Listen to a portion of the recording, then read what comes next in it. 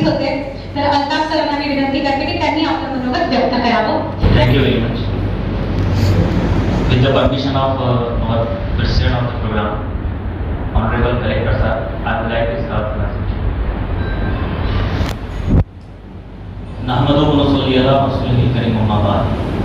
औज़ु बिल्लाहि मिनश शैतानिर रजीम. बिस्मिल्लाहिर रहमानिर रहीम. अस्सलामु अलैकुम व रहमतुल्लाहि व बरकातुहू. यदा यदा ही धर्मस्य ग्लानिर्भवति भारत.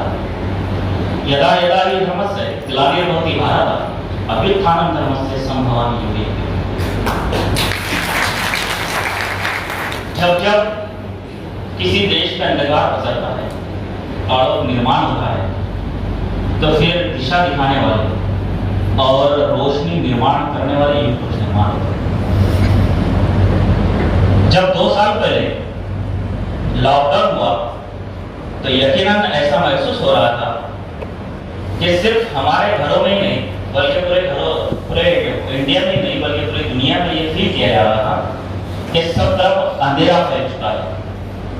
इस अंधेरे के फैलने के बाद ऐसी कोई फील्ड नहीं बची, ऐसा कोई शोबा नहीं बचा जिसको नुकसान हुआ हो.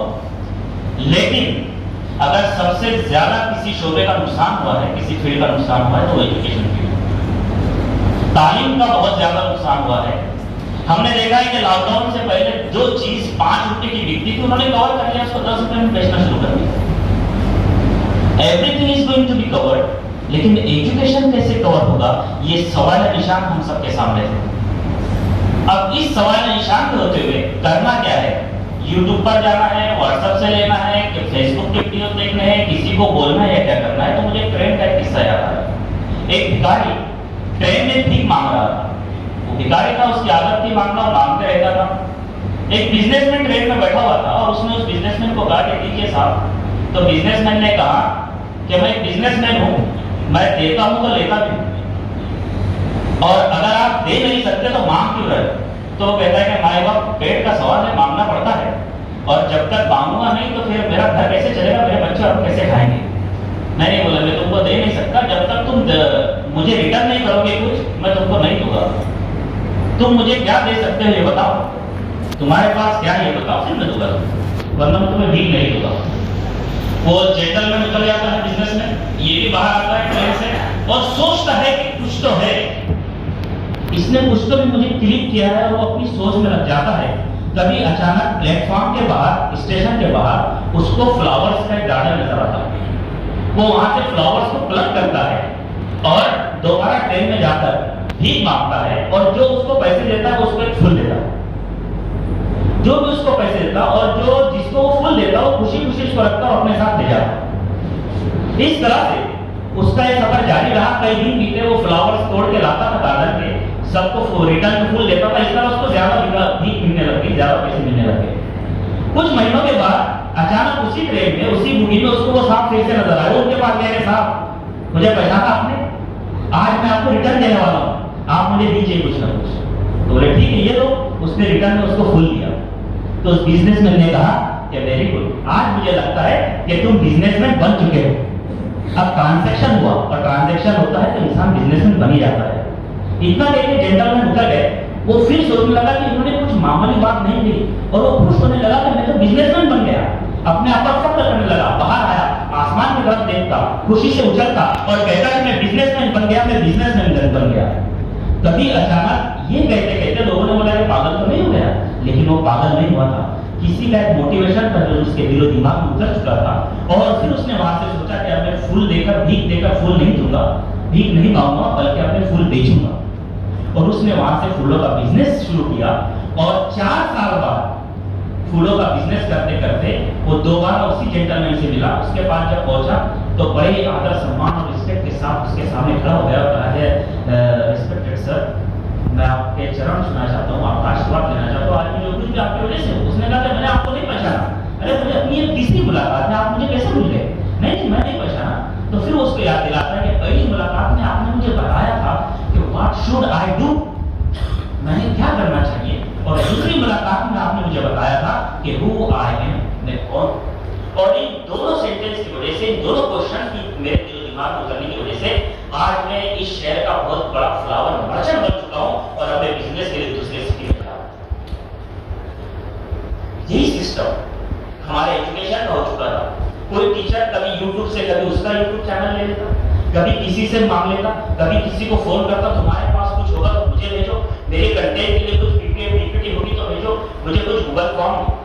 लेकिन मैं शुक्रिया अदा करता हूँ, मुबारकबाद पेश करता हूँ रिस्पेक्टेड कलेक्टर साहब और सीओ साहब और हमारे एजुकेशन डिपार्टमेंट के सभी ऑफिसर्स को। तो मोका के थ्रू उन्होंने हम टीचर्स में एक एक्स्ट्रा मोटिवेशन और ऐसी रूफ की कि आज हम देने वाले बन चुके हैं। हम सिर्फ हमारे जिले को नहीं बल्कि रियासत को दे रहे हैं और कहते हैं पैगंबर साहब ने कहा प्रॉफिट मुहम्मद के देने वाला हाथ लेने वाले हाथों से बेहतर होता है, बड़ा होता है, और जो एजुकेशन देता है वो सबसे ग्रेट होता है, ग्रेटेस्ट ऑफ द ग्रेट होता है। और एजुकेशन को देने का काम इस सिनारों में इस मौके पर इस डिजिटल माध्यम से हम लोग जो करने जा रहे हैं। यकीनन शुरुआत में बहुत तकलीफ हुई, ट्रेनिंग हुई, टीचर्स कहने लगते थे कि हर कोई परफेक्ट नहीं होता, सभी को सब कुछ नहीं आता, हर किसी को मुकम्मल जहां नहीं मिलता, कहीं जमीन तो कहीं आसमान नहीं मिलता, हम ये कैसे कर पाएंगे? मैं सिर्फ पीपीटी बना सकता हूँ, गूगल फॉर्म कैसे करूँ, मैं वीडियो के सामने कैसे रहूँ, कैमरे के सामने कैसे रहूँ, मैं कैसा दिखूंगा, मैं कैसा लगूंगा। लेकिन जो चीज उनके दिमाग में बैठी थी कि शहरे शहरे माणिक्यम भक्तिकम गजे गजे साधन सर्वकर्म चंदनम न बने बने, कि हर सीट में मोती नहीं होता, शहरे शहरे माणिक्यम भक्तिकम गजे गजे, हर हाथी के सर पर मोती का निशान नहीं होता, साधन सर्वकर्म सभी को सब कुछ नहीं मिलता, और चंदनम न बने बने, हर जंगल में चंदन का पेड़ नहीं होता। इसमें जितना नहीं आया है, न आया है, उस सबको निकालकर आपने शैले शैले की माणिक्यम को शैले शैले माणिक्यम कर दिया, भक्तिकम का गजे गजे को भक्तिकम गजे गजे कर दिया, और आपने बता दिया कि हम टीचर्स वो लोग हैं जलगांव जिले के जो सब कुछ कर सकते हैं, एवरीथिंग इज पॉसिबल होगा। And you prove that we are the white people, क्योंकि कहते हैं कि अगर आप फैक्ट्स को जानते हैं, if you know the facts you are educated, if you interpret the facts you are understood, and if you apply the facts you are wise। और मुझे गर्व है कि मैं आज आप जैसे वाइस लोगों के साथ बैठकर इस वोपा के माध्यम से अपना काम कर पाया हूँ। एंड ऑफ यू ऑल, मैं आप सभी को मुबारकबाद पेश करता हूँ और खुसूसी मुबारकबाद पेश करता हूँ हमारे सीओ साहब, हमारे कलेक्टर साहब, एजुकेशन डिपार्टमेंट के सभी ऑफिसर्स को। और इसमें जो सबसे बड़ा स्पेशली मुझे जो सपोर्ट रहा, हमारे पीओ साहब सरोदे साहब यहाँ पर तशरीफ रखते हैं, उनका एक सेंटेंस जैसा उस भिखारी को जो है बिजनेसमैन बनाता है, वैसा इनका एक एक सेंटेंस हमारे तालुके के टीचर्स को बेहतरीन टीचर में डेवलप कन्वर्ट करता है। ऐसे हमारे सभी पीओस जो तालुके का काम कर रहे हैं, मैं देखता था वो के ग्रुप पर उनके इंस्पिरेटिव और मोटिवेटिव एसएमएस और उनके वीडियोस आते थे, इन सभी ने बहुत अच्छा रोल प्ले किया है। मैं आप सभी का शुक्रिया अदा करता हूँ और एक बार फिर मुबारकबाद पेश करता हूँ और आपकी इस मेहनत पर इस विषय के साथ अपनी बात करता हूँ कि इन्हीं मेहनतों से एक रास्ता सदरंग निकलेगा, इन्हीं मेहनतों से एक रास्ता सदरंग निकलेगा। सफर जब खत्म होगा हर मुसाफिर दंग निकलेगा। मुझे अपनी ही कोशिशों में लगा रहने तो फिर देखो, मैं जिस पौधे को छूलूंगा वो कुछ रंग निकलेगा। और वोपा के लिए इतना ही कहना चाहूंगा, हमारे पर्सनली और वोपा की पूरी टीम के लिए जो मकसद लेके उतरे वो यही मकसद है कि तबस्सुम बख्श दो फूलों को। मुस्कान की कहानी बताए ना, तबस्सुम बख्श दो फूलों को, कलियों को हंसी दे दो, तबस्सुम बख्श दो फूलों को, कलियों को हंसी दे दो, किसी के काम आ जाए तो अपनी जिंदगी दे दो। Thank you very much.